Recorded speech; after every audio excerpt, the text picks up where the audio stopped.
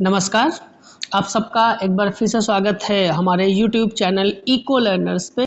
आज हम लोग बात करने वाले हैं nominal GDP and real GDP की, है ना। नॉमिनल जीडीपी का हिंदी नाम है सांकेतिक जीडीपी। हम लोग बात किसकी करेंगे? सांकेतिक जीडीपी एवं वास्तविक जीडीपी की। काहे की? सांकेतिक जीडीपी एवं वास्तविक जीडीपी की। देखिए क्यों हमें जरूरत पड़ती है नॉमिनल, ये नॉमिनल जीडीपी क्या है, रियल जीडीपी क्या है, इनकी नीड क्या पड़ती है, ये सब हम लोग इस वीडियो में आज डिस्कस करने वाले हैं। क्योंकि नॉमिनल जीडीपी और रियल जीडीपी की इंपॉर्टेंट टॉपिक है जो कई बार एग्जाम्स में अक्सर आ जाता है, एमसीक्यू क्वेश्चंस और डिस्क्रिप्टिव में भी।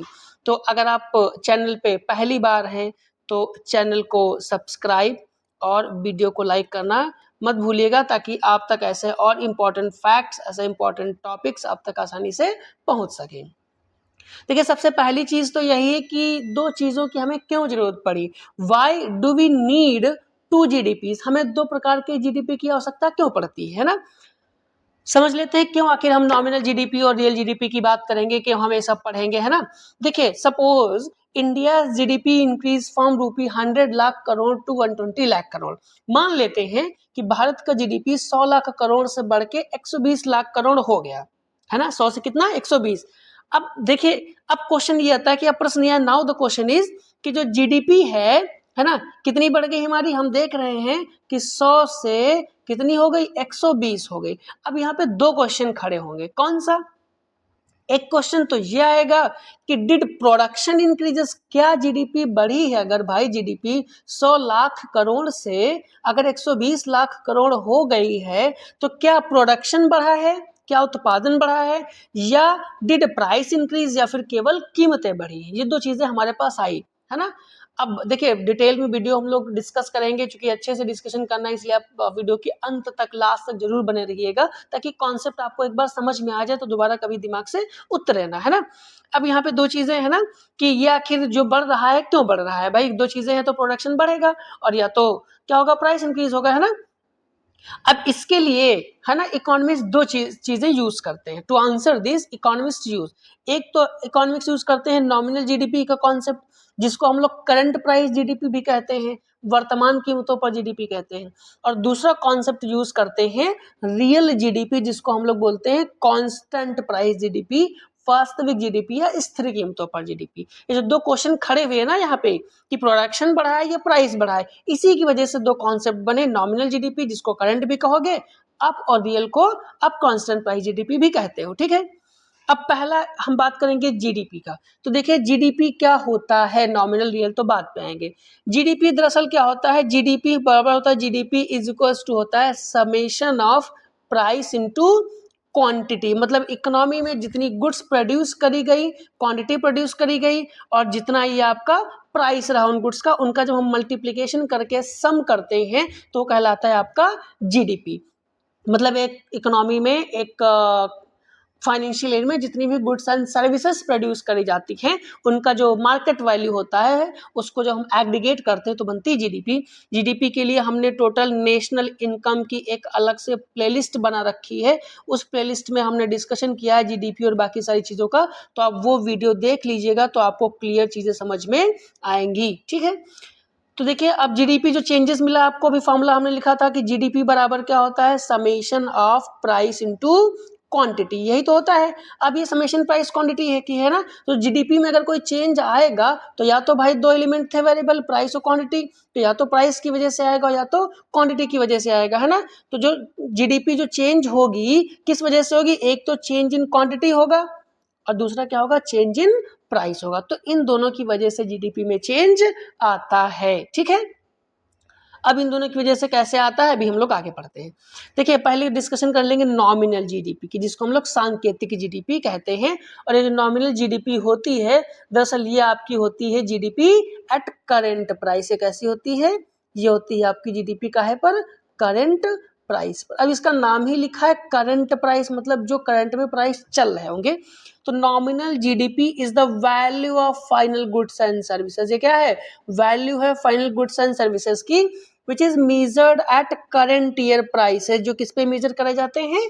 करंट ईयर प्राइसेस पे। मतलब सांकेतिक जीडीपी वह जीडीपी है जिसे वर्तमान प्राइस की कीमतों पर नापा जाता है, किसे, वर्तमान कीमतों की प्राइस पर। अब इसका जो फॉर्मूला बनेगा और जीडीपी का वो क्या बनेगा, देखिए इसका फॉर्मूला बनेगा कि GDP, nominal GDP is equals to, nominal GDP is equals to summation of, है ना, पीटी क्यूटी हम लिख सकते हैं, या फिर इसको हम ऐसे भी लिख सकते हैं P1 Q1। अब P1 और Q1 क्या है, देखिए जो P1 और Q1 है ये आपके करंट प्राइस और करंट क्वांटिटी है। जो PT QT है वो आपकी क्या है ना, जो आपकी PT या जो हमने P1 लिखा था इसको आप हम कह सकते हैं करंट ईयर प्राइस, और जो आपकी क्वांटिटी या Q1 है ये आपका क्या है, करंट ईयर की क्वांटिटी। मतलब करंट ईयर के प्राइस को करंट ईयर की क्वांटिटी से जब मल्टीप्लाई करोगे तो आपको मिलेगा नॉमिनल जीडीपी। क्या मिलने वाला है, नॉमिनल जीडीपी। इसको एक एग्जांपल से हम लोग समझते हैं तो आई होप आपको बेहतर समझ में आएगा। हमने एक एग्जांपल लिया है जैसे कॉमोडिटी है ना, एक तरफ हमने कॉमोडिटी मेंशन किया है, ये आपकी क्वांटिटी है, ये प्राइस और ये वैल्यू है। जैसे क्वांटिटी हम बात करें तो 2025 की है ना, 2025 में अगर वीट हमने लिया है, क्वांटिटी कितनी 100 kg, प्राइस कितना 20, तो जो वैल्यू होगी कितनी हो जाएगी 2000, क्योंकि 100 इंटू 20 मल्टीप्लाई करेंगे तो वैल्यू कितनी आएगी आपकी 2000 आएगी। सपोज ईयर 26 में, ये 26 में क्वांटिटी 100 kg रही, लेकिन प्राइस बढ़ के 20 से कितना कर दिया 25, तो वैल्यू कितनी हो जाएगी, अब की बार हो जाएगी 100 इंटू 25, तो कितना 2500। अब देखिए जीडीपी क्या लगी 2000 से कितनी हो गई 2500, क्या हो गई, देखिए जीडीपी 2025 में जो 2000 थी वो बढ़ के कितनी आ गई आपकी 2500 रुपए आई। अब देखो यहां से देख के क्या लगेगा कि क्या हुआ होगा, जीडीपी इंक्रीज हुई। देखिए यहाँ पे प्रोडक्शन कितना रहा है, पहले भी 100 था और प्रोडक्शन अभी भी कितना बना हुआ है, अभी भी 100 ही है, प्रोडक्शन अभी भी कितना है 100 है, लेकिन चेंज किस में आया है, चेंज आया है आपके कीमतों में। काहे में चेंज आया है, चेंज आ गया आपकी कीमतों में। ठीक है, पहले क्वांटिटी आपकी 100 थी, अभी भी 100 है, लेकिन प्राइस 20 से बढ़ के कितना हो गया 25 हो गया। मतलब क्या हुआ, जीडीपी इंक्रीज हुई है, बट ये जो इंक्रीज इन जीडीपी है ना, इंक्रीज इन जीडीपी ये किसकी वजह से हुआ है, ये हुआ है इंक्रीज इन प्राइस की वजह से। किसकी वजह से हुआ, इंक्रीज इन प्राइस की वजह से हुआ है। तो ऐसी जीडीपी कौन सी जीडीपी कहलाती है, वो आपकी नॉमिनल जीडीपी कहलाती है। इसमें हम करंट प्राइसेस पे हम कंसीडर करते हैं। की पॉइंट्स क्या है, देखिए जो नॉमिनल जीडीपी है it includes the effect of inflation, ये अपने आप में जो मुद्रास्फीति है, इन्फ्लेशन है, इसका प्रभाव को शामिल करती है ना। मतलब क्या होगा, जब हम करंट प्राइसेस पर पढ़ेंगे जीडीपी तो क्या कौन सी बनेगी, वो आपकी बनेगी नॉमिनल जीडीपी। ठीक है, यहां से आपको समझ में बात आई होगी। ठीक है, तो जो यहाँ पे अभी हम लोगों ने एग्जांपल लिया उसमें जो जीडीपी में इंक्रीज आया है वो आया है इंक्रीज इन प्राइस की वजह से। क्लियर। अब पढ़ते हैं हम लोग रियल जीडीपी, वास्तविक जीडीपी क्या होती है, इसको हम लोग कहते हैं जीडीपी एट कांस्टेंट प्राइस। क्या कहोगे, जीडीपी एट कांस्टेंट प्राइस। ठीक है, अब क्या होता है कि real GDP measures current production, ये क्या मेजर करता है, current production using base year prices. ये क्या करेगा, करंट प्रोडक्शन को मेजर करेगा, लेकिन किस पे, बेस ईयर के प्राइसेस पर।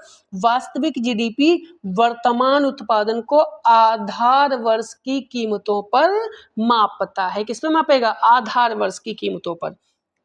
तो जो रियल जीडीपी का फॉर्मूला बनेगा, रियल जीडीपी का फॉर्मूला बनेगा समेशन ऑफ प्राइस। अब देखिए प्राइस हमें लेना है किसका, आधार वर्ष, आधार वर्ष की प्राइस क्या हो जाएगा P0, और क्वांटिटी हम लेंगे करंट की तो QT, या इसको हम ऐसे भी लिख सकते हैं summation of P0 into Q1, क्योंकि हम करंट की क्वांटिटी को इससे मेजर करते हैं। ठीक है, तो ये आपका फॉर्मूला हुआ है ना, जहां पर जो आपका ये P0 है ये क्या है, P0 आपका बेस ईयर का प्राइस है, और जो आपकी क्वांटिटी QT या Q1 जो है ये करंट ईयर की क्वांटिटी है। तो क्या बनेगा, जब हम क्या लें, बेस ईयर का प्राइस लें बेस ईयर का, बट क्वांटिटी करंट की लें, इनका मल्टीप्लिकेशन बनेगा आपका क्या, रियल कांस्टेंट जीडीपी, एक है ना।